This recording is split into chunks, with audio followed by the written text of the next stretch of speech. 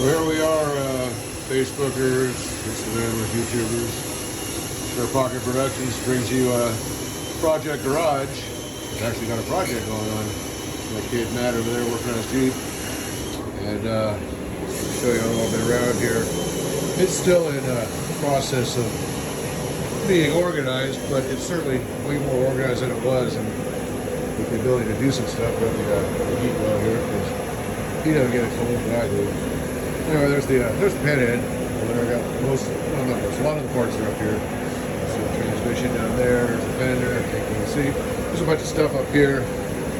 Down over here, we got the oil tank. So there's that transmission's for a twin for a go-off gauge. The front and rear wheel down there. There's a Springer front end down there.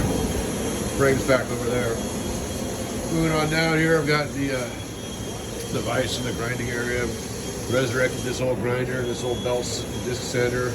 It's going to be up and running here shortly. Bunch of old just parts and stuff down here. I'm going to go through these shelves still yet. My bike is, it's a beautiful day outside. I should be out riding, but I'm not. Coming around, there's some more stuff that's got to get thrown away in the back of the truck.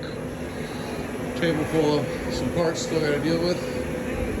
Around over here. Using the bench. There's a box full of pliers and all kinds of scissor-like tools that I got from Arch Estate sale, one from Leroy. Some sentimental attachments with the toolbox area up here, and Matt working on his left side this time. One final thing though that I hadn't exactly expected nor did I see coming, but there's this. We got a TV in the garage. We're man caving it down. Anyway, I look like shit, so I'm not turning the camera around right now. You'll see me another day.